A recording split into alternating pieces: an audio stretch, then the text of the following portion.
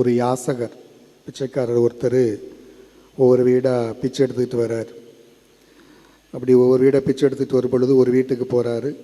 அங்கே ஒரு பெண், அந்த வீட்டுடைய மருமகள் இருக்கிறாள். மருமகள்கிட்ட கேட்குறாரு, தாய் ஏதாவது இருந்தால் சோறு போடு தாயின்னு கேட்குறாரு அந்த யாசகர். இங்கே இல்லைங்க, சாப்பாடு இல்லை, எல்லாம் முடிஞ்சிடுச்சின்னு சொல்லி அந்த மருமகள் அனுப்பி விடுகிறாள். அப்படியே அந்த யாசகர் வெளியில் வரார்.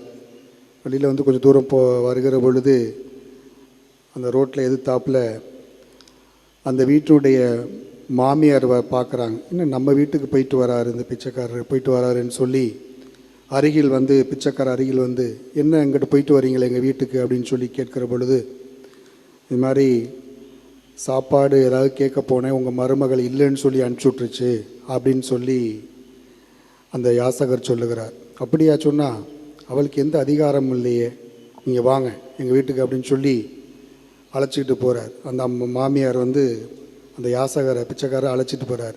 பிச்சைக்காரர் நினச்சிட்டு இருக்கார், நிறைய சாப்பாடு நிறைய கொடுக்க போகிறாங்க, எதை கொடுக்க போகிறாங்கன்ட்டு.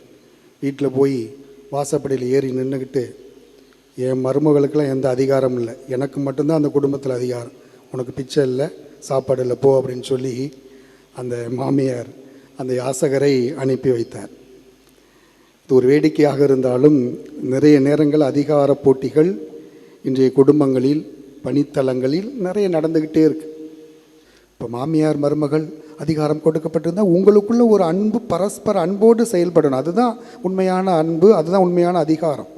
எனக்கு அதிகாரம் இருக்குது, நான் என் வீட்டிலேருந்து அவ்வளோ சொத்து கொண்டு வந்தேன் அப்படின்னு சொல்லி தாண்டோண்டித்தனமாக செயல்படுகிற பொழுது அங்கே உறவு விரிசல் வருகிறது. அந்த குடும்பத்தில் மகிழ்ச்சி இல்லை, சந்தோஷம் இல்லை, மனநிறைவு இல்லை. அது மாதிரி பணித்தளங்களில் நிறைய பேருக்கு ஒரே மன உளைச்சலாக இருக்கும். அவன் என்னை டார்ச்சர் பண்ணுறான், அவன் இப்படி பேசுகிறான், அவன் அப்படி செய்கிறான்னு சொல்லி வேலை பார்க்குற இடங்களில் நிறைய நேரங்களில் நமக்கு இந்த பணியின் வழியாக அதிகாரத்தை பெற்றவர்கள் அடக்கி ஆள பார்ப்பார்கள். இப்படிப்பட்ட சூழ்நிலையை நாம் நிறைய அன்றாடம் சந்திக்கின்றோம். ஒவ்வொரு நிறுவனங்களிலும் எல்லாருமே மேலே இருக்கிறவங்க கீழே இருக்கவங்களை நசுக்க பார்ப்பாங்க, அவங்களுடைய அதிகாரத்தை செலுத்த பார்ப்பார்கள். ஆனால் இந்த அதிகாரம் பணி செய்வதற்காக, பிறரை வாழ வைப்பதற்காக, பிறருக்கு ஆக்கமும் ஊக்கத்தையும் கொடுப்பதற்காக, தீய சக்திகளை களைந்து நன்மைகளை செய்வதற்காக என்று ஒவ்வொருவரும் உணர்ந்து குடும்பங்களில், பணித்தளங்களில், நாட்டில், ஊரில் நீ செயல்படுகின்ற பொழுது நிச்சயமாக நீ வெற்றி காண்பாய்.